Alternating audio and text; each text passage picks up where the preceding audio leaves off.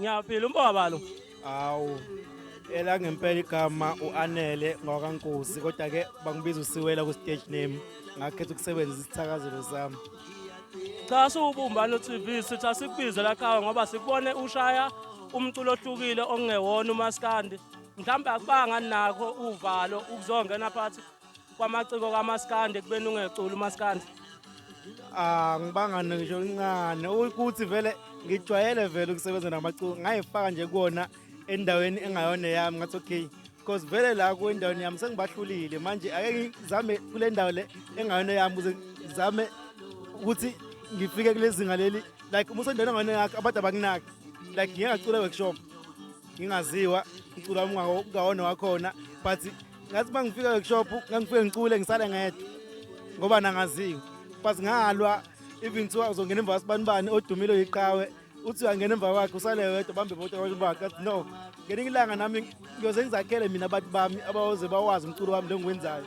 Ngacula e-workshop baze bangijwayela abantu, manje uma ngingena e-workshop hawu sebengijwayele bacula nami ingoma zami. Like ngiyeke ukuthi kubalulekile ukuyifaka endaweni ongayona yakho abantu baze bakunothise. Like nje ungena nomngephi ngayifundisa imiso okay nomngephi ngiyoperforma khona ayikho event engizoyikhetha. Qawula kithi ngathini ukuphawula kwakho nokuyibongela kwakho kuyithwasa likaSigwebo ngalelo ntshalo namhlanje.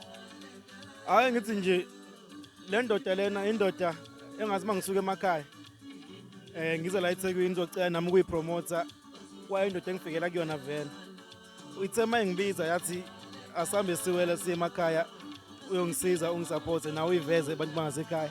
Ngathi hawu bafo akunankinga nje encane nje ngahamba nje ngingenankinga. Ake nje ngokungibiza kwayo ngijabule kakhulu because ukufika kwami la empangeni ngiyaqala ukufika khona performa khona angaziwa. Ake ngibonga nje kakhulu kuyona ithwasa laSigwebo ukuthi lingibizile ngakubo ngayipromote abantu bangakubo because ngiculile khona bengaziwa abantu sebeyangazi.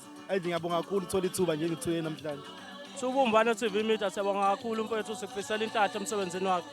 Ngiyayibongela kakhulu nami nabangibukele ngiyatholakala umsebenzi wami ke Siwela KZN yonke indawo uzongithola nje umsebenzi amatholakala. Ngiyabonga kakhulu ngani yakwethu. Ey'nkundleni zokuxhumana khona. Ngikhona nje yonke indawo Siwela KZN yonke indawo. Siyabonga kakhulu Qhawe sikufisela okuhle kodwa. Bonga mina ngani yakwethu. Yeah.